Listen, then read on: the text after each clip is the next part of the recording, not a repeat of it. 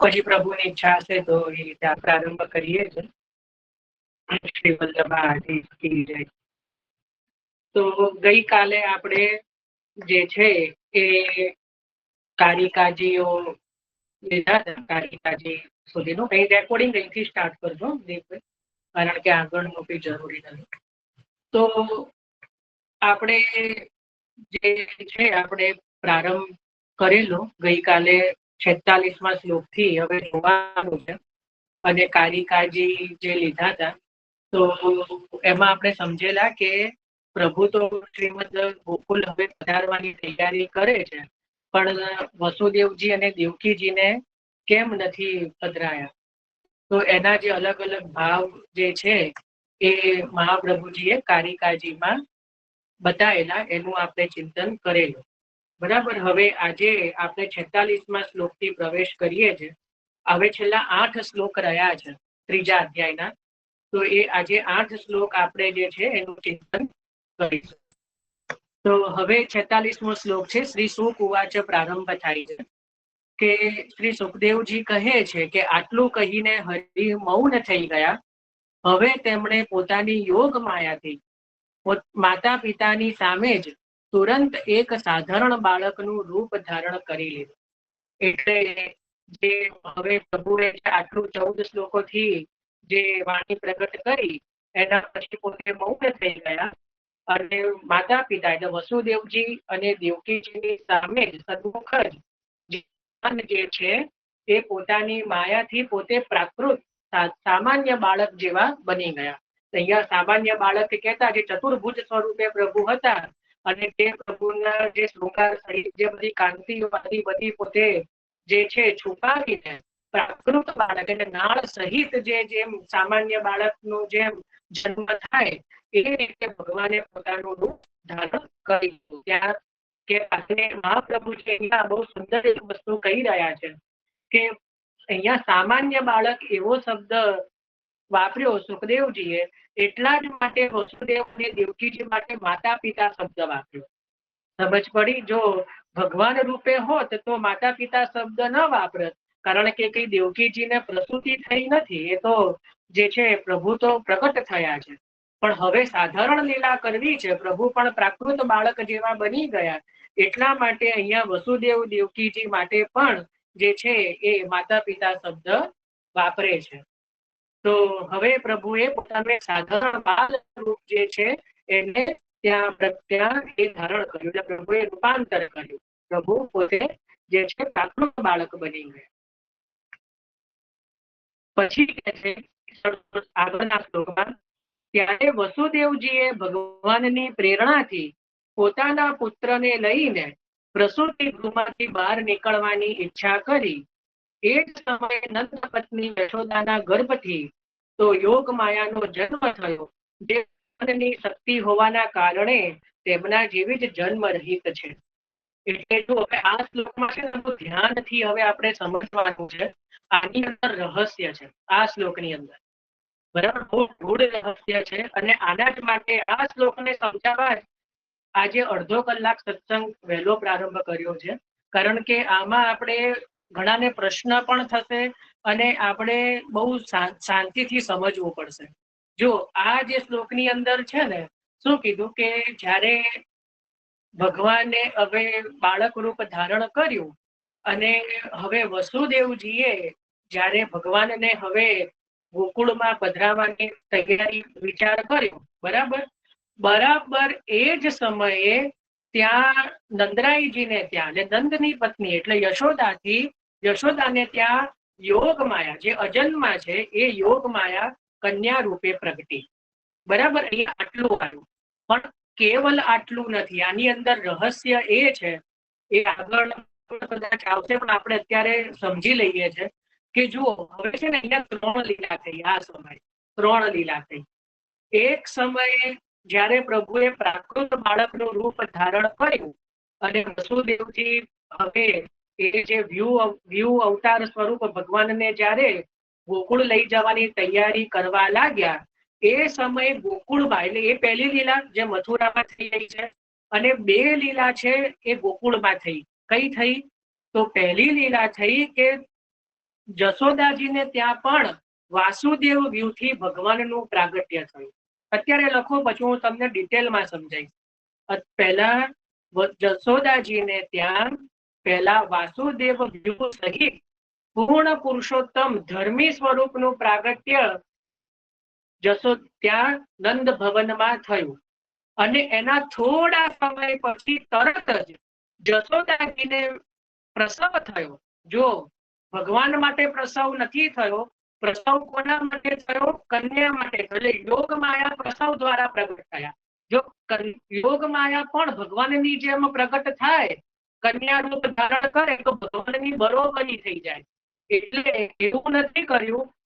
જશોદાજીની કુખમાંથી જેમ પ્રાકૃત બાળકનો જન્મ થાય એ જ રીતે પ્રસવ દ્વારા પ્રસવ દ્વારા બાળકીનો જન્મ થયો, પણ એ સામાન્ય બાળકી નથી, એ સાક્ષાત યોગ માયા છે.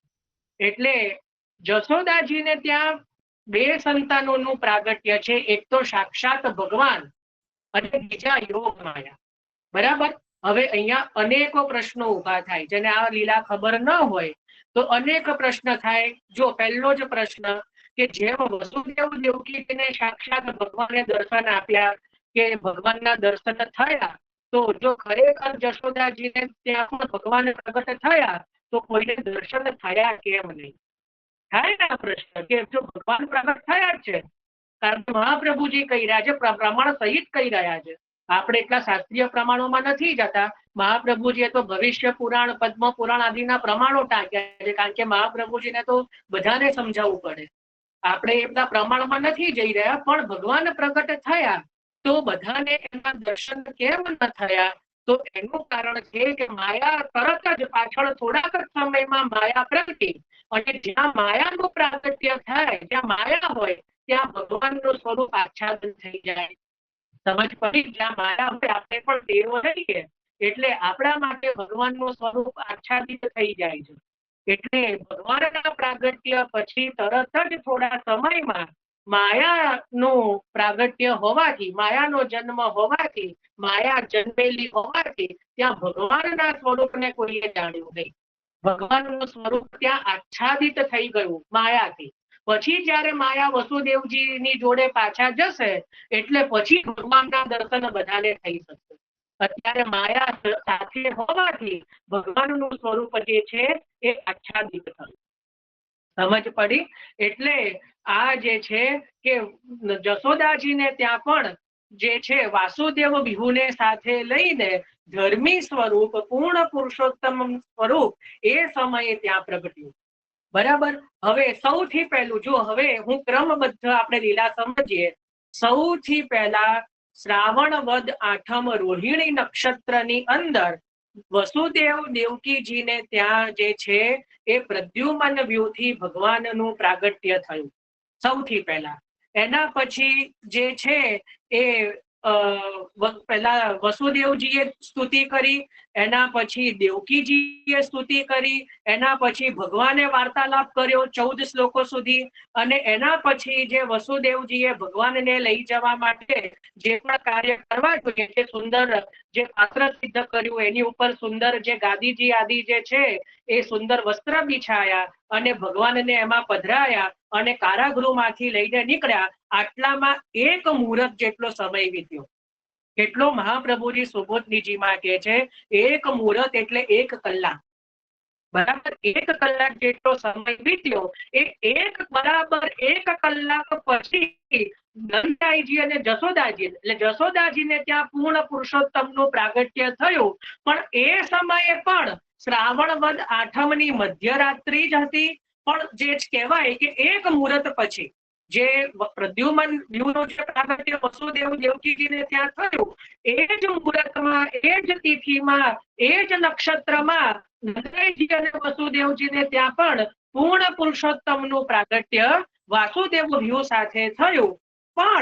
પણ જ્યારે માયાનું પ્રાગટ્ય થયું ત્યારે નવમી થઈ ગઈ. નવમીની પરોઢીએ જે પ્રભાતના સમયે, સવારના સમયે, વહેલી સવારમાં ત્યારે માયાનું પ્રાગટ્ય થયું. સમજ પડી? એટલે વસુદેવ દેવકીજીને ત્યાં પ્રદ્યુમન વ્યુહનું પ્રાગટ્ય થયું અને નંદરાયજી એટલે જશોદાજીને ત્યાં જે ધર્મી સ્વરૂપ પૂર્ણ પુરુષોત્તમ વ્યાસોદેવ વ્યૂહ સાથે પ્રાગટ્ય થયું. એ બંનેમાં 1 કલાકનો 1 મુહૂર્તનો ફરક છે, પરંતુ તિથિ ગ્રહ નક્ષત્ર એ તો સરખા જ છે. પણ ત્યાં માયાનું પ્રાગટ્ય થયું, જ્યારે માયાનો જન્મ થયો ત્યારે તિથિ બદલાઈ ગઈ છે કે એ નોમનો સમય છે, સવારનો. હવે જો અહીંયા ઘણાને સમજ ન આવે તો હું સમજાવું. અત્યારે કેવું હોય છે કે આપણે રાત્રે 12 વાગે ને એટલે કેક કાપીએ કે ભાઈ કે બધાને ફોન કરીએ કે હેપી બર્થડે, બરાબર? તો અત્યારે આપણે એવું સમજીએ છે કે 12 વાગે એટલે પેલો તારીખ બદલાય. તો એ અંગ્રેજી મહિના પ્રમાણે, બરાબર? એ અંગ્રેજ લોકોનો પ્રકાર છે, આપણો નહીં. હિન્દુ ધર્મ પ્રમાણે કે સનાતન ધર્મ પ્રમાણે જ્યારે રાત્રિ જાય, જ્યારે સૂર્યોદયનો સમય થાય એટલે આપણે ત્યાં તિથિ બદલાય. અડધી રાત્રે તિથિ બદલાય નહીં, સમજો? એટલે રાત્રે કોઈ કે 12 વાગી ગયા અને પછી તો ભગવાન 1 વાગે જન્મ્યા જશોદાનંદજીને ત્યાં, તો પછી તો બધું બદલાઈ ગયું, તારીખ બદલાઈ ગઈ તિથિ. પણ એવું ના સમજવું, કારણ કે એ તો આપણું જે છે અંગ્રેજોની બધી પ્રણાલી છે, આપણી નહીં, બરાબર? એટલે જ્યાં સૂર્યોદયનો જે સમય થયો એટલે જ્યાં વહેલી પરોઢ એટલે એ સમયે માયાનો જન્મ થયો છે. એટલા માટે ત્યાં 9મી તિથિ લાગી ગઈ, 9મીની તિથિ લાગી ગઈ. અને જે પ્રભુનું પ્રાગટ્ય જે છે એ તો 8મના દિવસે જ છે. એટલે મહાપ્રભુજી એવું કહી રહ્યા છે કે આપણે જે ઉત્સવ મનાવીએ છીએ, એવું નથી કે વસુદેવ દેવકીજીને ત્યાં પ્રગટ્યા છે નથી મનાવતું, એવું નહીં. પણ આપણે જે ઉત્સવ મનાવીએ છીએ ને પુષ્ટિ તરીકે, એ ખરેખર જશોદાજીને ત્યાં પ્રાગટ્ય જે થયું છે ને, આપણે એનો ઉત્સવ મનાવીએ છીએ. સમજ પડી? આપણે ત્યાં ઘણા બંને ભાવ છે, બંને રીત છે. એવું ના સમજવું કે વસુદેવ દેવકીજીને ત્યાં પ્રગટ થયું એનો નથી મનાવતા, એવું માનવાનું જરૂર નથી. પણ શુદ્ધ પુષ્ટિ ભાવ એ છે કે જશોદાજીને ત્યાં પણ એ જ સમયે ભગવાનનું પ્રાગટ્ય જે છે એ ધર્મી સ્વરૂપે વાસુદેવ વ્યૂહ સાથે પૂર્ણ પુરુષોત્તમ રૂપે ભગવાન પ્રગટ થયા છે. એટલે વાર પણ બુધવાર જ છે, રોહિણી નક્ષત્ર છે, શ્રાવણ વદ 8મનો જ દિવસ છે, ગ્રહ નક્ષત્ર આદિ બધું એનું એ જ છે કે જેનું આગળ વર્ણન આવી ચૂક્યું છે, બરાબર? અહીંયા કેવળ ફરક એટલો છે કે અહીંયા પ્રદ્યુમન રૂપથી ભગવાન પ્રગટ્યા છે અને ત્યાં જે છે એ પૂર્ણ રૂપથી પ્રગટ્યા છે. હવે હજી બધા પ્રશ્નો લઈશું, મને ખબર છે પ્રશ્નો. હજી મારે એક વસ્તુની ચોખવટ કરવાનો.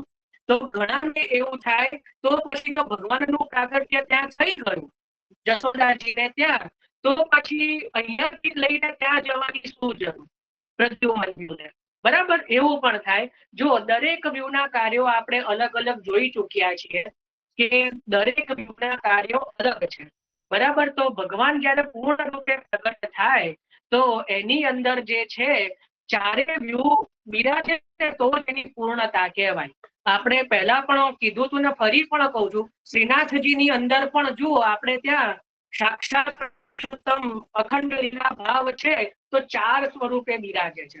સ્વયં શ્રી ગોવર્ધન ધરણ, શ્રી મદન મોહનલાલ અને નીચે પણ 2 લાલન જે છે એ બિરાજે છે. તો 4 વ્યૂહ સ્વરૂપે જ ત્યાં બિરાજે છે, તો તેની પૂર્ણતા થાય, બરાબર? એટલે જ્યાં 4 વ્યૂહ નથી ત્યાં પૂર્ણતા નથી. આપણે ત્યાં બિરાજે છે એક જ લાલન છે તો એની પૂર્ણતા નથી, એવા પ્રશ્નો નહીં કરવાના ગાડા જેવા, એવું નથી. ત્યાં ધર્મી સ્વરૂપની ભાવના છે શ્રીનાથજીમાં, એટલા માટે ત્યાં એ પ્રકારની ભાવના કરવામાં આવે છે, બરાબર? તો ભગવાનની અંદર જે છે એ ચારો વ્યૂહ જે છે એ બિરાજે છે, એટલા માટે એ પૂર્ણ પુરુષોત્તમ છે, બરાબર? હજી એક પ્રશ્ન આપણને એમ થાય કે જો વસુદેવજી જ્યારે એ પ્રદ્યુમન વ્યૂહ સ્વરૂપ ભગવાનને જ્યારે લઈને ગોકુળમાં ગયા અને જો ત્યાં જશોદાજીની પાસે ઠાકોરજીને પધરાયા તો 2 બાલક થઈ ગયા. એવો પણ ઘણાને પ્રશ્ન થાય તો 2 થઈ ગયા કે નહીં? પણ વસ્તુતઃ ભગવાન એક જ હોવાથી પ્રદ્યુમન વ્યૂહ એ ધર્મી સ્વરૂપની અંદર મળી ગયા. સમજો, ભગવાનની અંદર, કારણ કે મૂળ તો ભગવાનના જ વ્યૂહ છે ને, મૂળ તો ભગવાનના જ વ્યૂ છે. એટલે વસુદેવજી જે બાળક લઈને આવેલા એ જશોદાજીની પાસે, કારણ કે વસુદેવજીને પણ એ ભાન ન થયું, એ જ્ઞાન ન થયું ભગવાનની ઈચ્છાથી, કારણ કે માયા ત્યાં છે. એટલે એમને પણ એ ધર્મી સ્વરૂપના દર્શન ન થયા, કેવલ કન્યા દેખાય. ભગવાનની ઈચ્છાથી કહો કે યોગ માયાના પ્રભાવથી કહો, એમને પણ કેવલ એટલું જ જ્ઞાન થયું કે આ કન્યા અહીંયા છે. એટલે ભગવાનના દર્શન જે ધર્મી સ્વરૂપના તો એમને પણ ન થયા. એટલે જ્યારે એમને બાળકને કન્યાની બાજુમાં પધરાવ્યા, જે પોતાના ત્યાં પ્રાગટ્ય થયેલું એ ધર્મી સ્વરૂપની અંદર મળી ગયા. એટલે વસ્તુ તો ભગવાન એક જ રહ્યા. અને પછી આગળ વસુદેવજી જે છે એ માયાને લઈને ગયા. પછી નંદરાયજીને ત્યાં એ ખબર પડી કે ભાઈ જશોદાજીને તો પુત્ર થયો છે, અને પછી ત્યાં નંદ મહોત્સવ થાય. સમજ પડી? આ આખી આ પ્રક્રિયા છે, પણ થોડી અઘરી છે. બરાબર, થોડું જેટલું. અને આપણે આને હજી ડિટેલમાં ક્યારે સમજીશું ખબર છે? જ્યારે આપણે જન્મ પ્રકરણના હરિરાયજીના આપણે 5 ગ્રંથો લેવાના છે અલગ અલગ. જે હરિરાય વાઘ મુક્તાવલીમાં વર્ણિત છે એ આપણે 5 અલગ અલગ ગ્રંથો આ જન્મ પ્રકરણના લેવાના છીએ. એની અંદર હરિરાયજીએ એટલું બધું વિસ્તારથી સમજાઈ છે આ વસ્તુ કે એમાં આપણને એક્ઝેક્ટ આઈડિયા આવશે એ સમયે જ્યારે આપણે લઈશું ત્યારે. પણ અત્યારે એટલું સમજીને રાખો કે અહીંયા અત્યારે વસુદેવજીને ત્યાં પણ પ્રગટ થયા છે, અને જશોદાજીને ત્યાં પણ ભગવાન જે છે એ પ્રગટ થયા છે, અને જશોદાજીને ત્યાં યોગ માયાનો પણ જન્મ થયો છે. બરાબર, અત્યારે આટલું સમજીએ. હવે આમાં કઈ ને કઈ પ્રશ્ન કઈ પણ? તમારો વોઇસ બહુ જ બ્રેક થાય છે. અવાજ બહુ બ્રેક થાય છે ભાઈ. બ્રેક બી બહુ ધીમો આવે છે, અવાજ બહુ ધીમો આવે છે, સંભળાતું નથી. આપણે ચિંતન કર્યું એ કર્યું કે સમજ પડી છે. હજી અવાજ નથી આવતો એકદમ. કૃષ્ણાબેન ભાઈ નથી, અવાજ બરાબર નથી. તમારે રિપીટ કરી લઉં છું. અને હવે મને લાગે છે અવાજ બરાબર આવશે બધાને, કારણ કે મારું નેટ પણ પેલું મેં રિસ્ટાર્ટ કર્યું છે, તો આવશે હવે. તો જો ફરીથી હું થોડું સંક્ષિપ્તમાં લઈ લઉં છું, કારણ કે આ જ વસ્તુ સમજવા માટે મેં થોડું અડધો કલાક આજે સત્સંગ વહેલા પ્રારંભ કરેલો, પણ કઈ નહીં, પ્રભુને આ 2 વખત ચિંતન કરાવવું હશે.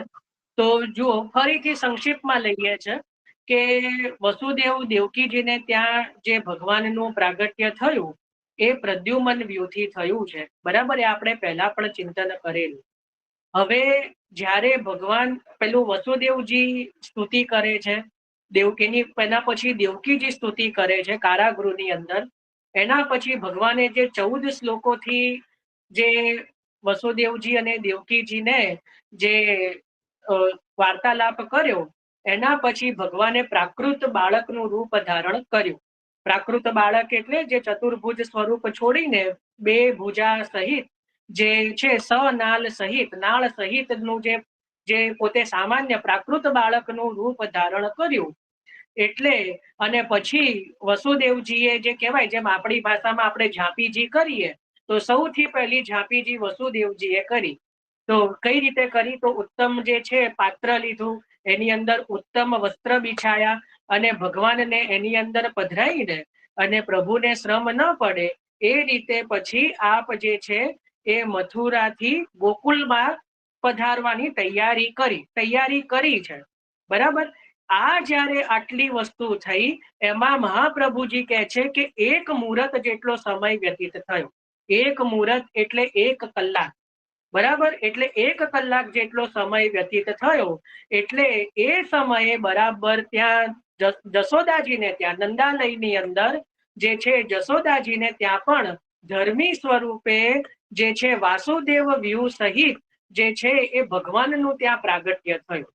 બરાબર, ત્યાં ભગવાન પણ અલૌકિક રીતે પ્રગટ થયા છે, કોઈ પ્રસવથી પ્રગટ થયા નથી. અને એના થોડા સમય પછી જશોદાજીને પ્રસવ થયો. જશોદાજીને પ્રસવ થયો અને કન્યા રૂપે જે છે એ સ્વયં યોગ માયા જે છે એ કન્યા રૂપે ત્યાં જન્મી. ક્યાં? તો જશોદાજીને ત્યાં. એટલે હવે પ્રશ્ન એ આપણે લીધો કે જો ભગવાનનું ખરેખર ત્યાં પ્રાગટ્ય થયું તો જેમ વસુદેવ દેવકીજીને જેમ દર્શન થયા ભગવાનના કારાગૃહમાં, તો જશોદાજીને ત્યાં કોઈને દર્શન થયા કેમ નહીં?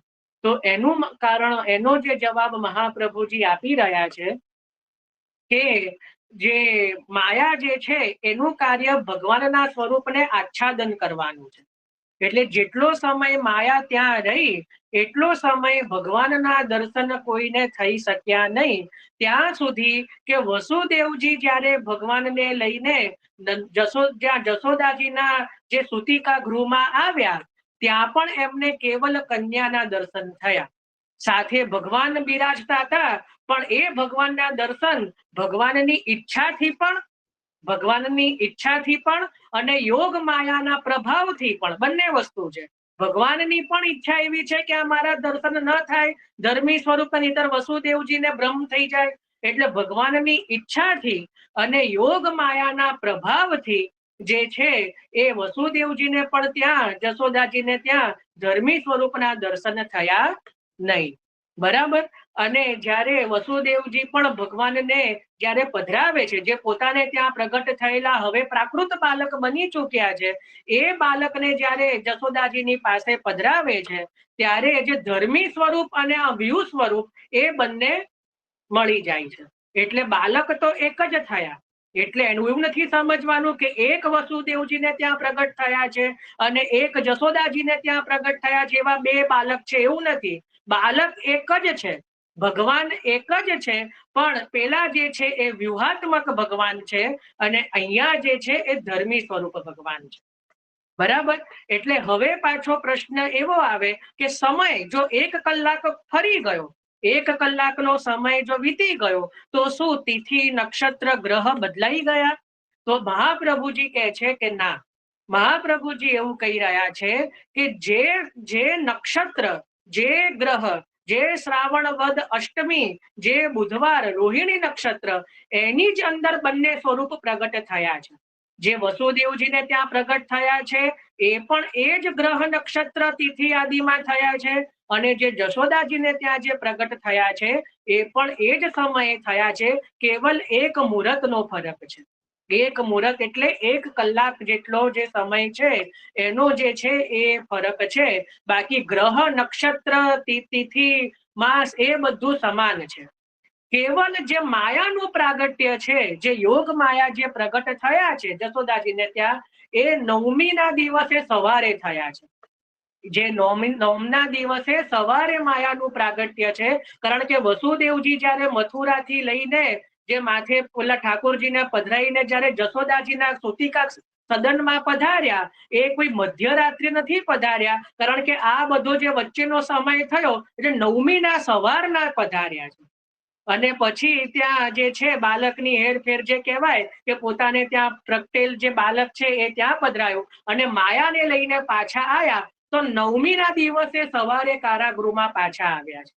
બરાબર. એટલે એ જે લીલા છે પાછા આવવાની એ 9મીના દિવસે સવારે થઈ છે. પણ ભગવાનનું બંને જગ્યાએ ભગવાનનું પ્રાગટ્ય જે છે એ 8મના દિવસે મધ્યરાત્રિએ જ એક જ સમાન ગ્રહ નક્ષત્ર આદિમાં થયું છે. એટલે આપણે ત્યાં પણ જે ઉત્સવ મનાવાય છે એ કેવલ વસુદેવજીને ત્યાં પ્રગટ થયા છે એ ઉત્સવ નથી મનાવાતો. આપણે ત્યાં જશોદાજીને ત્યાં પણ જે પ્રગટ થયા છે એનો પણ ઉત્સવ મનાવાય છે. એટલા જ માટે આપણે ત્યાં જન્માષ્ટમીના દિવસે 2 પંચામૃત થાય છે, એક સવારના અને એક મધ્યરાત્રિના. સવારનું જે પંચામૃત છે એ પ્રભુની વરસગાંઠ રૂપે, પ્રભુના, કારણ કે 1 વર્ષ વધ્યું એટલે વરસગાંઠ રૂપે જશોદાજીને ત્યાં જે પ્રાગટ્ય થયું છે એના ભાવથી આપણે ત્યાં સવારે પંચામૃત થાય છે. અને રાત્રિનું પંચામૃત જે વસુદેવ દેવકીજીને ત્યાં જે ભગવાનનું પ્રાગટ્ય થયું છે એ ભાવથી આપણે ત્યાં પંચામૃત થાય છે. અને એ જ સમયે 1 મુહૂર્ત પછી નંદરાઈજીને ત્યાં પણ જશોદાજીને ત્યાં અલૌકિક રીતે ભગવાનનું પ્રાગટ્ય છે વાસુદેવ વ્યૂહ સાથે. પણ એ કોઈ પ્રસવથી પ્રાગટ્ય નથી, એ અલૌકિક રીતે જ પ્રગટ્યા છે. જશોદાજીને જે પ્રસવ થયો છે એ કેવલ અને કેવલ કન્યાના પ્રાગટ્યના લીધે થયો છે. છતાં પણ મહાપ્રભુજી એવું કહે છે કે પ્રભુ જે છે જેમ દેવકીજીના ગર્ભમાં ક્ષણિક રહ્યા એ રીતે જશોદાજીના ગર્ભમાં પણ ક્ષણિક બિરાજ્યા છે. એટલે જશોદાજીને પણ જે દૂધ જે કહેવાય કે દુગ્ધપાન પ્રભુએ કર્યું એ માયાના કારણે નથી કર્યું, ભગવાનનું પ્રાગટ્ય પહેલા થયું છે એ ભાવથી જશોદાજીનું સ્તનપાન કર્યું છે. નહીતર જો માયાના પ્રાગટ્યથી જો જશોદાજીને સ્તનપાન કરે તો એ તો અર્ધભુક્ત કહેવાય કે બીજાના માટે પ્રગટ થયેલું દુગ્ધ જશોદાજીની અંદર પ્રગટ થાય તો એનું પાન ક્યારેય પ્રભુ કરે નહીં, કારણ કે એ તો અર્ધભુક્ત થઈ જાય. એટલે પણ મહાપ્રભુજી એક બહુ સબળ પ્રમાણ કહે છે કે પ્રથમ જશોદાજી દ્વારા ત્યાં પ્રભુનું જ પ્રાગટ્ય છે અને પછી જે છે કે આ યોગ માયાનું પ્રાગટ્ય છે. એટલા જ માટે યોગ માયાને જે સુખદેવજી છે એ પ્રભુની નાની બેન કહે છે, પ્રભુની નાની બેન, કારણ કે બંનેનું જે છે જશોદાજીને ત્યાં પ્રગટ્ય થયું છે. એટલા માટે પ્રભુની નાની બેન જે છે સુખદેવજી ત્યાં માયા માટે શબ્દ વાપરે છે. બરાબર, અહીંયા આટલી સમજ પડી. આમાં કોઈને હવે કઈ પ્રશ્ન હોય તો વારા પરથી વારા હેન્ડ રેઝ કરીને પૂછો, કોઈએ ડાયરેક્ટ અનમ્યુટ નથી કરવાનું અને એક પછી એક હું નામ બોલું એ રીતે પૂછવાના છે. ચલો જાગૃતિ બેન. જાગૃતિ ના, એ પહેલાનું જ હેન્ડ હતું, હવે નથી. હા, એક પ્રશ્ન હતો કે ધર્મ સ્વરૂપ એટલે શું ને ધર્મી સ્વરૂપ એટલે શું? કદાચ એવું, ધર્મ સ્વરૂપ એટલે વ્યૂહાત્મક સ્વરૂપ, જે આપણે જોયું હતું કે અલગ અલગ કાર્યો કરવા માટે જે ભગવાન પ્રગટ થાય એ વ્યૂહાત્મક સ્વરૂપ એને ધર્મ સ્વરૂપ કહેવાય. અને ધર્મી સ્વરૂપ એટલે જે કેવલ વ્રજ ભક્તોના આનંદ માટે, કેવલ અને કેવલ પોતાના નિજ ભક્તો માટે જે પ્રાગટ્ય છે એ જે છે ધર્મી સ્વરૂપ, કે જેની અંદર સર્વ ધર્મો સમાહિત છે, સર્વ વ્યુહો સમાહિત છે, એ મૂળ સ્વરૂપ ધર્મી સ્વરૂપ, પૂર્ણ પુરુષોત્તમ. ચલો આના સિવાય કોઈને કઈ પ્રશ્ન? એક વિશાખા બેને પેલા હાથ, હા તૃપ્તિબેન.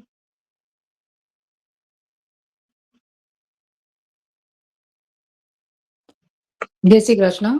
અચ્છા, મને એ ન સમજાણું કે બેઉ જગ્યાએ ઠાકોરજીનો તમે કીધું કે જન્મ થયો, જશોદાજીને ત્યાં અને દેવકીજીને ત્યાં, એ કેવી રીતના? કેવી રીતના? એટલે તમે ન કીધું કે જશોદાજીને પણ આમ એક ક્ષણિક માટે ઠાકોરજીનો ઓલું થયું હતું એમ, પણ પછી ત્યાં તો યોગમાયા પ્રગટ થયા હતા ને?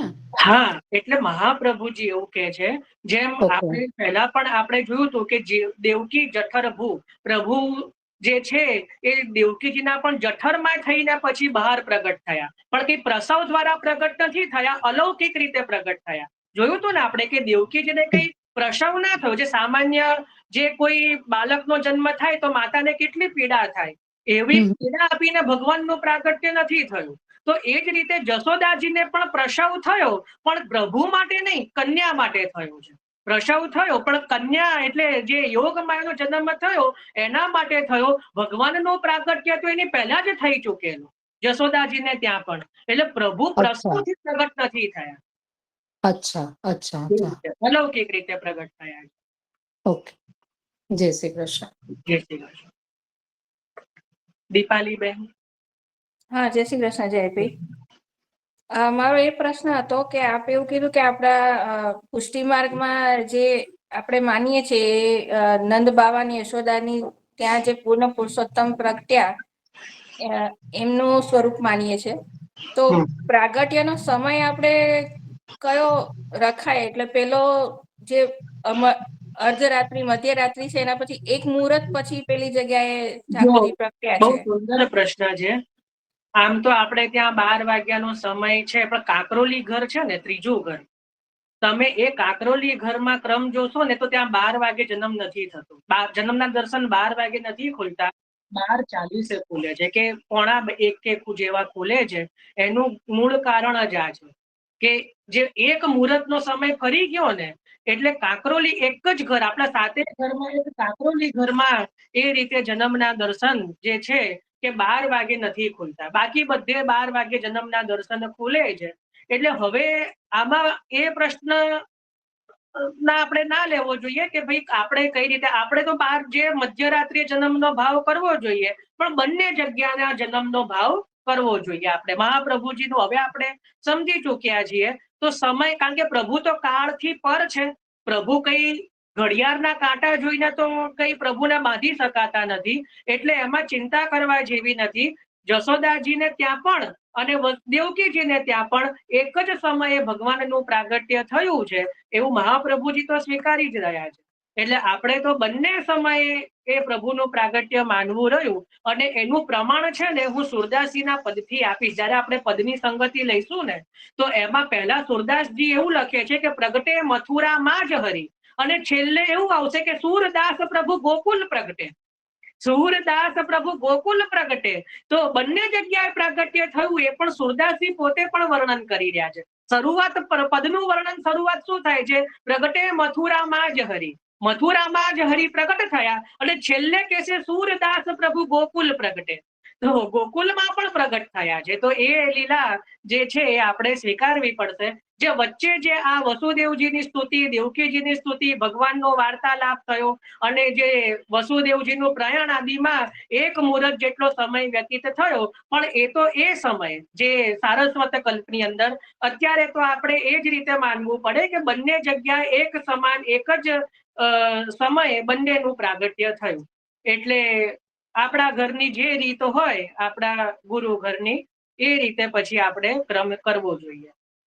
બીજો એક પ્રશ્ન હતો જયભાઈ, કે જેમ મહાપ્રભુજીએ એટલે ઠાકોરજીએ જ સમજાવ્યું કે એમને દેવકીજીને ત્યાં એમને કેમ જન્મ લીધો, એવી રીતે યશોદાજીની ત્યાં પૂર્ણ પુરુષોત્તમ કેમ પ્રગટ્યા, એના માટેનું કોઈ વ્રજ ભક્તો આપણા માટે કેમ પ્રગટે પૂર્ણ પુરુષોત્તમ? ના એવું નહીં, એટલે પણ યશોદાજીના ત્યાં જ કેમ, જેમ દેવકીજીએ તપ કર્યો હતો ને એમને એવું માંગ્યું હતું કે યશોદાજીનું પણ છે ને, એ જયારે પ્રભુ મૃતિકા ભક્ષણ કરે છે ને, એમાં આવશે. હું અત્યારે મને વિસ્મૃત થયું છે, પણ એનું પણ ત્યાં કારણ જે છે ને, ભગવાન કહે છે કે એમનું પણ જે છે યશોદાજીનું પણ સ્વરૂપ બતાવ્યું છે આગળ. એ આવશે, આપણે તામસ પ્રકરણમાં આવશે, જયારે જશોદાજીની લીલાનો પ્રારંભ થશે ને ત્યાં આવશે. હા, સારું. જય શ્રી કૃષ્ણ. હા, અને જો અત્યારે કદાચ સમજમાં ન આવે તો પણ ચિંતા ના કરતા. મેં એવું પણ કીધું કે હરિરાયજીના આપણે ગ્રંથો લઈશું ને જન્મ પ્રકરણના, તો 5 ગ્રંથો લેવાના છે આપણે. એક આખું અઠવાડિયું હરિરાયજીના ગ્રંથો, હરિરાય વાઘ મુક્તાવલીના જે અલગ અલગ 5 ગ્રંથો છે, આના ઉપર જ છે. એટલે આના બધા જ સંશયો નિરાકરણ એ ગ્રંથોથી થઈ જશે. અત્યારે તો મારે એટલા માટે કહેવું પડે, કારણ કે સુબોધનીજીમાં હવે એ પ્રકરણ આવી રહ્યું છે, એટલે મેં અત્યારે થોડો વિસ્તાર કર્યો. અને મને એ હતું જ કે આજે પછી બધાના પ્રશ્ન આવવાના જ છે, એટલે જ મેં થોડું વહેલા પ્રારંભ કર્યો આજે. હા, યોગેશભાઈ. ચતુર્થગઢમાં જ 12:35 નો ટાઈમ છે કાયમ બધાનો, ગોકુલમાં. શ્રીમદ ગોકુલમાં દરેક મંદિરોમાં અમારે 12:35 થાય. કારણ એ જ છે. હા, એ આપણે કહ્યું એ જ છે, તમે કીધું પણ. એટલે અમારે 12:35, અમારે 12:35 જન્મ દર્શન થાય. એટલે જસ્ટ આતો એ તૃતીય પીઠાધીશ હોય ને ચતુર્થ પીઠાધીશ હોય, બંને સેમ. સુંદર સુંદર. મને ખાલી કાકરોલી ગઢનો જ ખબર હતી. ગોકુલમાં બી આ ક્રમ હશે. સુંદર. ગોકુલ એટલે ગોકુલનાથજી નો તો હશે જ, કારણ કે ગોકુલનાથજી ને તો પહેલેથી જ એ બધા ક્રમ બાંધેલા છે. તો સુંદર. મને જો આજે ખબર પડી કે ચતુર્થગઢમાં પણ આ ક્રમ છે. ચલો મીનાબેન. જશોદાજીને એમનું સ્વરૂપ આપે કોઈ ધરા અને દ્રોણ. હા, ધરા અને દ્રોણ. હા હા હા, સુંદર. જો મને વિશ્વ થયું. આગળ પ્રભુ જ કે છે કે ભાઈ તમે, પ્રભુને છે ને આવું બધું બહુ ગમે, પૂર્વજન્મની વાતો કરવી. એટલે જશોદાજીને પણ એ ક્યારેક તો પણ તામસ પ્રકરણમાં કહે છે. બરાબર. સુંદર સુંદર. ચાલો, આનંદ થયો. હજી કોઈને છે? મને હેન્ડ રેસ દેખાઈ નથી. અચ્છા, હા, હંસાબેન. હા, જય શ્રી કૃષ્ણ જયભાઈ. અમને તો પેલી વખત જ ખબર પડી. બહુ સુંદર અધ્યયન કરાયું મહાપ્રભુજીને કે ધર્મી સ્વરૂપનું પ્રાગટ્ય યશોદાજીની ઘરે માયા પેલા થઈ ગયું. આજ પેલી જ વખત ખબર પડી. બહુ સુંદર આજે આનંદ આવ્યો. એવું ના થયું હોય ને તો ભગવતીઓની વાણી ખોટી પડે. આપણે ત્યાં કીર્તનોમાં શું ગઈએ છે કે તિહારો પુત્ર ભયો કુલ મંડન અને જશોદા સોવન ફૂલે ફૂલી. જશોદાજીને ત્યાં પુત્ર જન્મ ભયો જગત જશો. જો ના થયું હોય ને જશોદાજીને ત્યાં તો ભગવતીઓ જૂઠા ઠરે. એટલે ભગવદીઓની વાણી ક્યારે ખોટી ન ઠરે. એટલે ભગવદીઓ હંમેશા સાચું જ ગાય. તો પ્રાગટ્ય થયું હોય ને તો જ ભગવદીઓ ગાય, એમને એમ ન ગાય. ખબર પડી? અને એક મજાની વાત ચાલો હવે નીકળી જ છે ને, જો વાસુદેવ વ્યૂ સાથે પ્રગટ થયા, મેં કીધું ને જશોદાજીને ત્યાં આપણા કીર્તનમાં શું આવે છે, યહ ધર્મ હિતે પાયો સુનરી જશોદા નારાયણ ઘર આવ્યો. ત્યાં નારાયણ શબ્દ વાપર્યો, કારણ કે નારાયણ શબ્દ છે ને વાસુદેવ વ્યૂ માટે વપરાય. અને બીજા કીર્તનમાં પણ શું આવે છે, જશોદા સુવન ફૂલે ફૂલી, એની અંદર પણ વાસુદેવ તિહારો પુત્ર ભયો વાસુદેવ સમતુલી. ત્યાં વાસુદેવ વ્યૂનો જ શબ્દ ત્યાં પરમાનંદદાસજી ગઈ રહ્યા છે. એટલે જશોદાજીને એવું કીધું સમતુલી, એટલે જેવો પ્રગટ્યો. કારણ કે એવું કે આ જ વાસુદેવજી છે. તો જશોદાજી પ્રશ્ન કરે કે તને કેવી રીતે ખબર પડી? કારણ કે ગોપીજનો તો શ્રુતિઓ છે, એટલે એ જાણે છે. પણ જશોદાજીને શંકા ના થાય ને એટલે એને સાચું બોલવાનું છે. એટલે શું કીધું કે તારો પુત્ર તો વાસુદેવ સમાન ને, એટલે ભગવાન જ એવો પ્રગટ્યો. હવે દરેક માને છે ને પોતાનો દીકરો ભગવાન જ લાગે કે આ તો મારો ભગવાન નો દીધેલો છે. એટલે જશોદાજીને શંકા ના થઈ અને શ્રુતિઓ એ ભગવાનની સ્તુતિ એ કરી દીધી. કારણ કે ભગવાન પાસે આવીએ તો ભગવાનની સ્તુતિ કરવી પડે. પણ અહીંયા સ્તુતિ એ રીતે કરવાની છે કે જશોદાજીને ખબર ન પડે. તો એ રીતે કીધું કે તિહારો પુત્ર ભયો વાસુદેવ સમતુલી. એટલે વાસુદેવજી જેવો, એટલે ભગવાન જેવો, નારાયણ જેવો તને પુત્ર થયો છે. અને દરેક માને પોતાનો છોકરો ભગવાન જેવો જ લાગે. એટલે જશોદાજીને એવું લાગ્યું કે આ તો મને સારું લગાડવા માટે કહી રહી છે બધી ગોપીજનો, એટલે શંકા ન કરી. સમજ પડી? અને એ માને સ્તુતિજનો એ ભગવાનની સ્તુતિ એ કરી લીધી. એ બધું નંદ મહોત્સવમાં આવશે. બરાબર? આપણે નંદ મહોત્સવ ના લઈશું ને ત્યારે ક્રમ, ત્યારે એમાં બધું આવશે. સુંદર. હા, ચલો વર્ષાબેન. જયભાઈ, જય શ્રી કૃષ્ણ. મને હેન્ડ પેલું કરતા નથી આવડતું, તો મહાભોગ કેમ આવે છે રાતે પછી તરત? મહાભોગ કેમ આવે છે એ તો આપણે ત્યાં સેવાનો ક્રમ છે. અને ઠાકોરજીનો જે જન્માષ્ટમીનો જે ક્રમ છે ને એ નંદ મહોત્સવ સુધી, નંદ મહોત્સવનો જે ક્રમ છે ને, કોઈ પણ મહોત્સવ કરવાનો હોય એની પહેલા મહાભોગ આવે, આપણે ઉત્સવ ભોગ આવે. ધારો કે તમે જુઓ, આપણે રામનવમી હોય કે વામન જયંતિ હોય, નૃસિંહ જયંતિ હોય, તો એમાં પણ પંચામૃત પહેલા પ્રભુને ઉત્સવ ભોગ ધરવામાં આવે છે. બરાબર? તો અહીંયા પણ નવમીનો જે નંદ મહોત્સવ કરવાનો છે તો એની પહેલા પ્રભુને મહાભોગ આવ્યો જોઈએ કે ના આવવો જોઈએ? અને બીજી વસ્તુ, જે વ્રજમાં એવો ક્રમ છે કે જેનો જન્મ હોય એને રાત્રિ જપો કહેવાય, એને સુવા દેવામાં ન આવે. એ વ્રજની પરંપરા છે. એટલે એ બંને પરંપરા જળવાઈ રહે કે પ્રભુનો આ જે જન્મ ઉત્સવ છે એટલે પ્રભુના શયન ન થવા જોઈએ. અને જે નંદ મહોત્સવ છે એની પહેલા ઉત્સવ ભોગ, મહાભોગ પણ આવવો જોઈએ. એટલે આપણે ત્યાં રાત્રિના મહાભોગ આવે છે જન્મ પછી.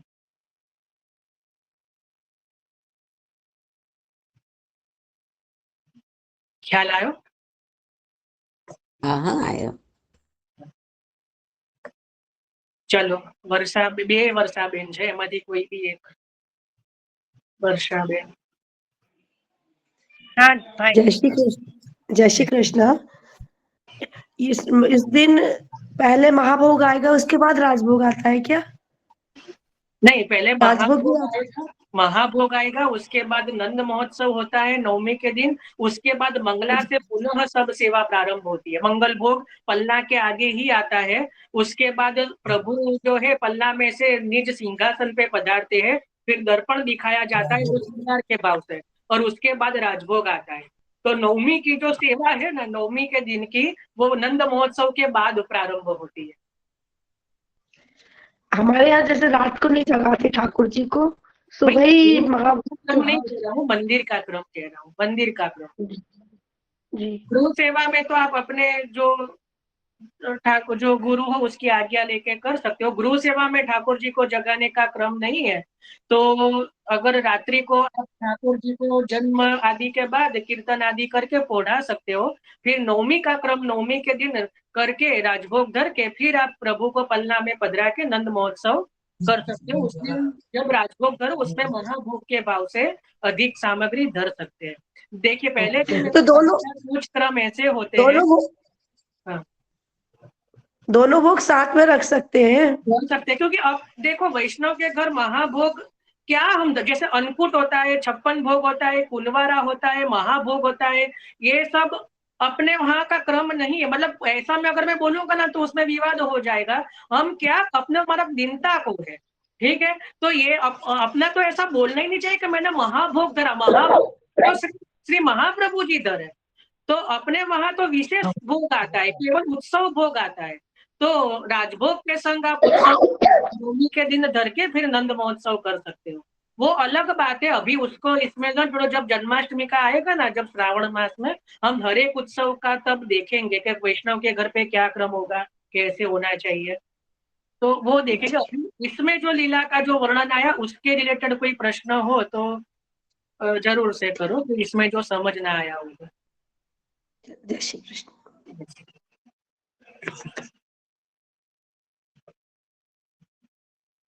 चलो बीजा वर्षाबेन। જય શ્રી કૃષ્ણ ભાઈ. આપણે 4 વ્યૂ બતાવ્યા ને, તો વાસુદેવ વ્યૂ ને એ નંદજીને ત્યાં પ્રગટ થયા અને પદ્યુમન વ્યૂ દેવકીજીને ત્યાં. તો અનિરુદ્ધ અને શંકર્ષણ વ્યૂ શંકરસર તો થયા જ ને દેવકીજીને ત્યાં. કેમ શંકર્ષણ એટલે શ્રેષ્ઠજી બલદાઉજી, પછી રોહિણીજીને ત્યાં ગયા તો એ શંકર્ષણ વ્યૂ ના થયા? હા હા હા. હા, અને પ્રદ્યુમન વ્યૂની લીલા ચોથા અધ્યાયમાં આવશે. એમાં કેવલ પ્રાગટ્ય નથી, એમાં કાર્ય બતાવ્યું છે કે જે નંદરાય અરે વાસુદેવજી ને દેવકીજી જે બંધનમાંથી મુક્ત થશે ને એને મહાપ્રભુજી અનિરુદ્ધ વ્યૂનું કાર્ય કહે છે. તો ત્યાં જે અહીંયા જે પ્રાગટ્ય છે ને પ્રદ્યુમન વ્યૂ સાથે માનવું, ત્યાં મહાપ્રભુજી એવું કહી રહ્યા છે કે પ્રદ્યુમન વ્યૂ જે અહીંયા વસુદેવ દેવકીજીને ત્યાં પ્રગટ થયા ને એની અંદર પ્રાગટ્ય તો એની સાથે માની લેવું, પણ કાર્ય જે છે અનિરુદ્ધ વ્યૂનું કાર્ય એ ચતુર્થ અધ્યાયમાં આવશે. હા બરાબર. આટલા બધા પ્રશ્ન બોલો ભારતીબેન. हाँ भैया, जय भैया, जय श्री कृष्ण। मुझे तो ये पूछना है कि जब महाप्रभु ठाकुर जी को मथुरा से यहाँ लाया गया गोकुल, तो नाला छेदन करके नहीं लाए थे क्या? नहीं, जसोदा नाल न छेदन दे हो, वो तो वहां होगा ना। वहां समय ही कहाँ था नाल छेदन आदि का, वो सब प्रभु तो केवल नाल सहित प्रकट हुए, ऐसा ही वर्णन है। तो नाल छेदन तो शायद वहां जसोदा जी के वहां ही हुआ होगा, वो नंद महोत्सव में शायद आता है वहां वर्णन। हाँ, वो ऐसा बोला जाता है कि नंद बाबा ने जो 1.25 लाख गाय का दान किया था, वो जब तक नाला छेदन नहीं होता, जब तक मतलब जो सुवाड़ा लगता है, सुवाड़ा नहीं लगता, इसलिए उन्होंने वो दान किया था। मैंने ऐसा सुना, ते बात सही है क्या? हाँ सही है, सही है। वो नंद महोत्सव के अंदर जो है ना 5वां अध्याय है तब आता है। ये सब लीला उसमें आएगी, तामस प्रकरण। ठीक है, चलो, મને એક થોડો ડર હતો કે આ લીલા સમજાવવી કેવી રીતે મહાપ્રભુજીની કૃપાથી. ચલો હવે બધાને એટલી સમજ પડી ગઈ કે પ્રદ્યુમન વ્યૂ જે છે એ વસુદેવ દેવકીજીને ત્યાં પ્રગટ થયા અને જે વાસુદેવ વ્યૂ સાથે ધર્મી સ્વરૂપ પૂર્ણ પુરુષોત્તમ જે છે જશોદાજીને ત્યાં માયા સહિત પ્રગટ્યા. પાછળથી માયાનું પ્રાગટ્ય થયું એટલે એ સ્વરૂપ આચ્છાદિત રહ્યું. બરાબર, આટલું અત્યારે આપણે સમજવાનું છે.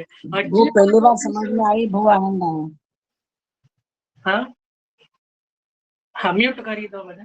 તો જે છે હજી પણ કદાચ કોઈ હૃદયમાં શંકા આદि હશે, કદાચ પ્રશ્ન, તો એનું નિરાકરણ હરિરાયજીના ગ્રંથથી થઈ જશે. જ્યારે આપણે હરિરાયજીના ગ્રંથો લઈશું ને એમાં બધું ફરીથી આ બધું જ આવશે. હરિરાયજીએ બહુ જ વિસ્તારથી આ સમજાવ્યું છે.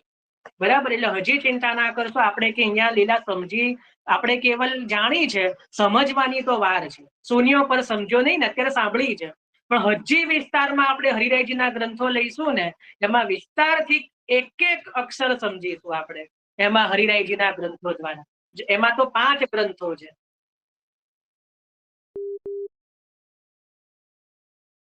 કાર્ય ચલો હવે આપણે આગળ લઈએ છે. 47 શ્લોક સુધી થયું. હવે આપણે 48મા શ્લોકમાં પ્રવેશ કરીએ છીએ. તે જ યોગ માયાએ દ્વારપાળ અને નગરજનોની ચેતના હરી અને બધા અચેત બનીને સૂઈ ગયા. કારાગૃહના બધા દરવાજા બંધ હતા. તેના મોટા મોટા બારણા, લોઢાના સાંકળો, તાળા વગેરે વાસેલા હતા. બહાર જવું અત્યંત મુશ્કેલ હતું. પરંતુ વસુદેવજી ભગવાન શ્રી કૃષ્ણને ખોળામાં લઈને જ્યાં દરવાજાની નજીક પહોંચ્યા કે તરત જ બધા દરવાજા આપોઆપ જ ખુલી ગયા. અને બરાબર એ જ પ્રમાણે કે જેમ સૂર્યોદય થતા અંધકાર દૂર થઈ જાય છે તે સમયે વાદળો ધીમી ધીમી ગર્જના કરીને ઝીણા ઝીણા ફોરા વર્ષાવી રહ્યા હતા. અને શેષજી પોતાની ફળોઓ દ્વારા જળની રક્ષણ કરતા કરતા વસુદેવજીની પાછળ પાછળ ચાલવા લાગ્યા.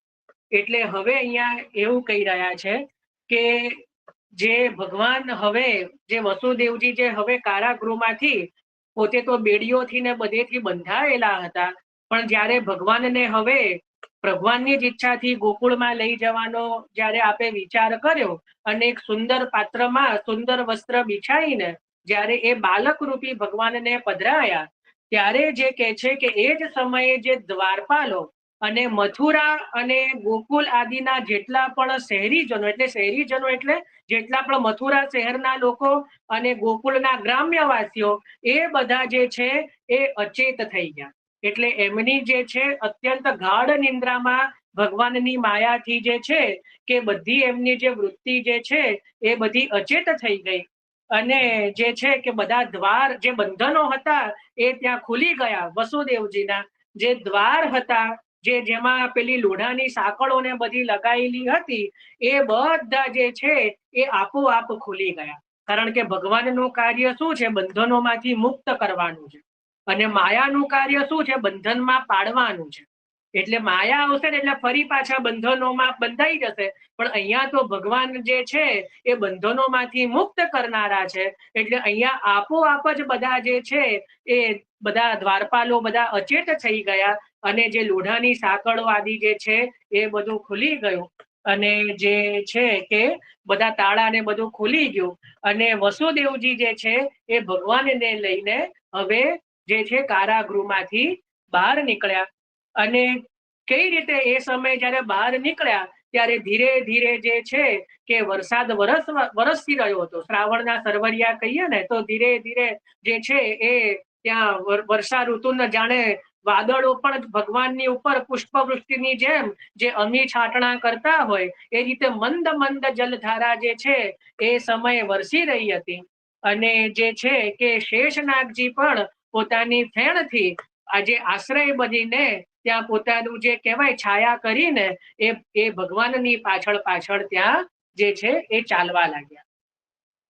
એના પછી આગળ કહી રહ્યા છે કે તે દિવસોમાં વારંવાર વરસાદ આવતો હતો. તેથી યમુનાજીની અંદર જે છે એ પૂર આવેલું હતું. એટલે ઇન્દ્ર જે છે વારંવાર વૃષ્ટિ કરી રહ્યો હતો એટલે જે છે અહીંયા યમાનુજા શબ્દ છે યમુનાજી માટે. યમાનુજા એટલે યમુનાજીની અંદર પૂર આવેલું હતું. યમુનાજીની અંદર જે છે અત્યંત પૂર આવેલું હતું. અને યમુનાજીની અંદર ત્રણ પ્રકારે જે છે કે એ એક તો પૂર આવેલું હતું. બીજો જે યમુનાજીનો પ્રવાહ અતિ વેગીલો બનેલો અને એની અંદર જે છે ફીણ બહુ થયેલું. યમુનાજીના પ્રવાહની અંદર ત્રણ વસ્તુ થઈ એવું આ શ્લોકમાં આવી રહ્યું છે કે એક તો જે યમુનાજીના પ્રવાહો અત્યંત વેગવાળો બનેલો, અત્યંત વેગીલો પ્રવાહ. બીજો જે છે કે એની અંદરથી અત્યંત તરંગો ઉઠી રહેલા, અત્યંત વમળો જે છે ઉઠતા હતા. અને ત્રીજું જે છે કે એની અંદર અત્યંત ફીણ વળેલું જલની અંદર. બરાબર. તો અહીંયા એવા યમુનાજી, અહીંયા યમુનાજીનું જે છે ને ત્યાં મહાપ્રભુજી થોડું એ રીતે વર્ણન કરી રહ્યા છે, કારણ કે અહીંયા આધિ ભૌતિક સ્વરૂપ બતાવી રહ્યા છે, આધિ દૈવિક નહીં. તો ત્યાં કહી રહ્યા છે કે યમુનાજીની અંદર 3 દોષો ત્યાં પ્રગટ થયા. 3 દોષ એટલે અહીંયા સાક્ષાત આધિ દૈવિક સ્વરૂપની વાત નથી સમજવાની હો. અહીંયા આધિ ભૌતિક સ્વરૂપની વાત, કેવલ નદી સ્વરૂપની, નદીના 3 દોષો બતાયા. એક તો જે છે કે અત્યંત પ્રવાહ જે થવો, એની અંદર પછી ફીણ વળવું, અને એની અંદર બહુ જ ઊંડા વમળો કરવા. ઊંડા વમળો જે છે એ થઈ રહ્યા હતા. એટલે વસુદેવજીને ચિંતા થઈ કે હું આ રીતે યમુનાજી કેવી રીતે પાર કરીશ, આ રીતે યમુના કેવી રીતે પાર કરીશ. ત્યારે ભગવદ ઈચ્છાથી જે છે કહી રહ્યા છે કે જે રીતે રામચંદ્રજીને સમુદ્રએ માર્ગ આપ્યો, તે રીતે યમુનાજીએ સ્વતઃ જ આ વસુદેવજીને માર્ગ આપી દીધો. ઘણા તમે પ્રસંગોમાં એવું આવે છે કે પ્રભુના ચરણ સ્પર્શ કર્યા, કે પ્રભુએ પોતાના ચરણ લંબાયા અને યમુના. આવું કોઈ વર્ણન શ્રી ભાગવતજીમાં પણ નથી, કે મહાપ્રભુજી પણ કરતા નથી કે ભાઈ ચરણ સ્પર્શ કર્યા કે આવું બધું. એવું ક્યાંય વર્ણન નથી મળી રહ્યું. કારણ કે ઘણાને એવું અહીંયા એવું વર્ણન આવે છે કે યમુનાજી બહુ ઊંચે ઉછળ્યા અને પ્રભુના ચરણ સ્પર્શ કર્યા અને પછી નીચે ઉતરી ગયા. આવું વર્ણન જે છે એ ભાગવતજીમાં નથી, બરાબર, સુબોધનીજીમાં પણ નથી. એ કોઈ બીજા કલ્પની વાત હોઈ શકે, પણ અહીંયા નથી, બરાબર. એટલે જ મેં ધ્યાનથી આનું સુબોધનીજી વાંચી, પણ એ પ્રકાર જે મને પણ એ જ ધ્યાનમાં હતો, પણ એવો પ્રકાર અહીંયા આમાં નથી. એટલે યમુનાજીએ જે સ્વતઃ જે છે પોતાના 3 દોષોને દૂર કરીને સ્વતઃ જ જેમ રામાવતારની અંદર સમુદ્રએ રામચંદ્રજીને માર્ગ સ્વતઃ આપ્યો, એ જ રીતે અહીંયા પણ યમુનાજીએ સ્વતઃ જ વસુદેવજીને માર્ગ આપી દીધો. કારણ કે ભવિષ્યમાં જે છે એ પ્રભુ મારા તટ ઉપર સહસ્ત્ર લક્ષ્મીઓ સાથે, સહસ્ત્ર વ્રજ ભક્તો સાથે લીલા કરશે. મારી અંદર જે છે એ પ્રભુ જલ ક્રીડા આદિ કરશે. એ વિચારીને આનંદથી જ યમુનાજીએ પ્રભુને માર્ગ આપ્યો. એવું અહીંયા મહાપ્રભુજી કહી રહ્યા છે, બરાબર. આ 50મો શ્લોક છે. આટલે સુધીમાં કોઈને કઈ પ્રશ્ન, કઈ પણ?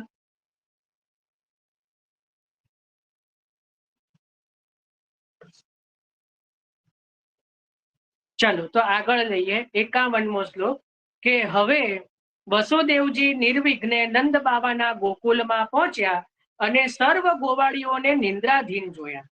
એટલે બધા ગોવાળિયાઓને નિંદ્રાધીન જોયા. અહીંયા મહાપ્રભુજી એક વસ્તુ કહે છે કે કદાચ જે વસુદેવજી આવે અને કદાચ કઈક અવાજ થાય, જે થઈ શકે ને, કોઈ આવે આપણા ત્યાં પણ કોઈ ચોરી ચૂપકે આવે તો કદાચ કઈક ખખડાટ થાય, કઈક અવાજ થાય તો ગોવાળિયાઓ જાગી ન જાય. અહીંયા તો ગોવાળિયાઓ નિંદ્રાધીન થયા છે, તો શું ગોવાળિયાઓ જાગી ન જાય? તો મહાપ્રભુજી છે ને બહુ જબરજસ્ત વસ્તુ કહે છે કે ગોકુળમાં છે ને, વ્રજની અંદર કોણ સૌથી વિશેષ છે? તો ગાયો.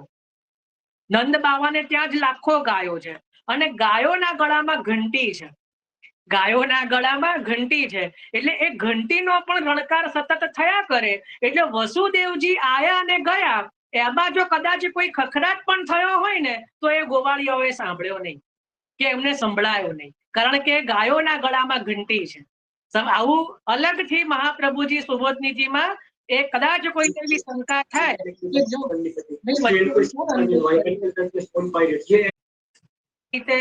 આ રીતે વચ્ચેથી અનમ્યુટ ન કરો.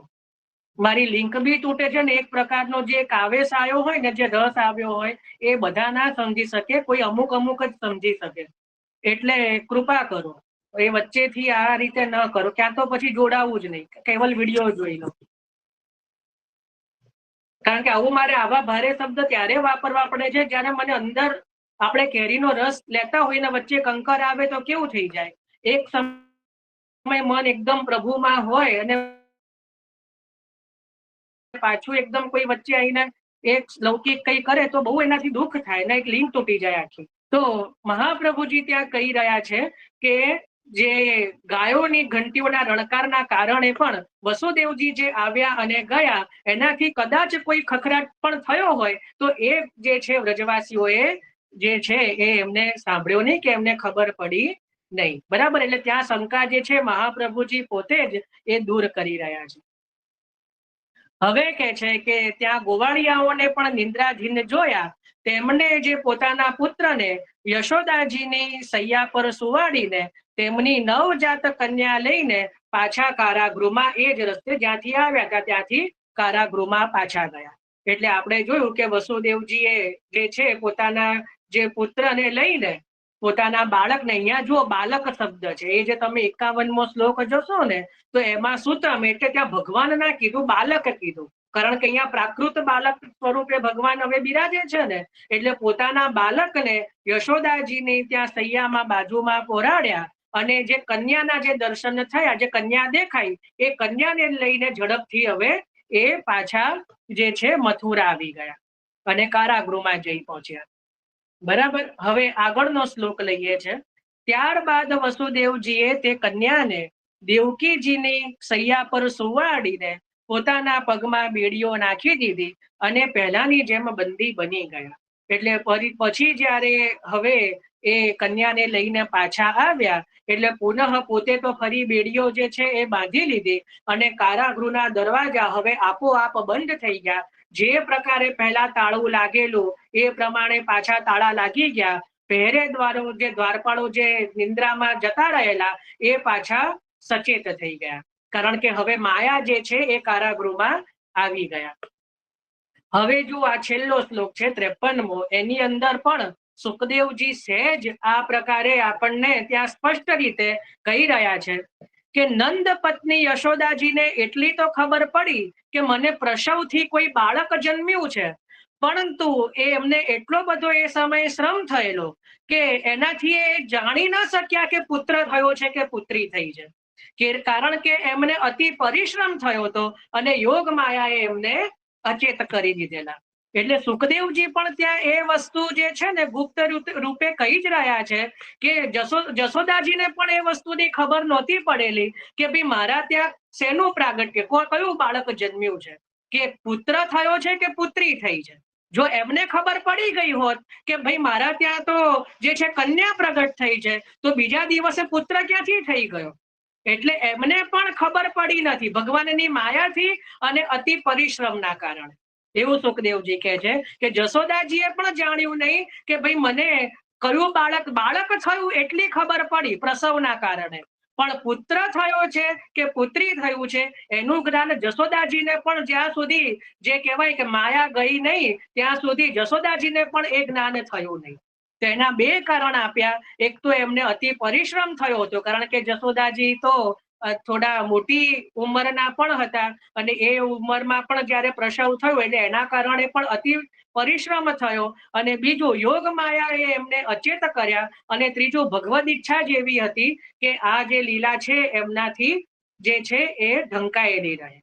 એમને મહાત્મય જે છે અત્યારે પ્રગટ નથી કરવાનું, એટલે વસુદેવ દેવકીજીને જેમ પ્રગટ દર્શન આપ્યા એવા ભગવાને ડાયરેક્ટ નંદરાયજી જશોદાજીને પ્રગટ દર્શન આપ્યા નથી. ચતુર્ભુજ આદિ સ્વરૂપે એ આગળ આપશે, જયારે મૃતિકા ભક્ષણ આદિ થશે ને ત્યારે આગળ આપશે. પણ અત્યારે જો દર્શન આપી દે તો બાળ લીલા થઈ શકે નહીં.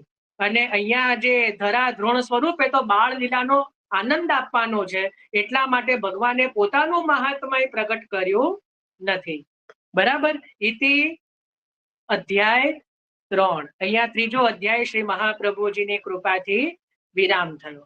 હવે આમાં કોઈને કઈ અત્યાર સુધી જે બી હોય લીધું એમાં કઈ પ્રશ્ન શંકા કઈ બી હોય તો પૂછી શકે. આજે બહુ મોટી એક લીલા આવી ગઈ પ્રભુના પૂર્ણ પુરુષોત્તમના પ્રાગટ્યની, એટલે ચલો આનંદની વસ્તુ છે. પણ એવું ના સમજો કે આટલાથી જ સમજવાનું છે. આજે આપણે એને આગળ પણ સમજવાની છે. આમાં કોઈને કઈ આજે પ્રશ્ન? આજે જે છે પ્રભુ હવે ગોકુલમાં પધારી ચૂક્યા છે અને જે માયા છે એ પુનઃ કારાગૃહમાં હવે આવી ગયા છે. આટલે સુધીની લીલા અધ્યાય 3 ની અંદર વર્ણન કરી.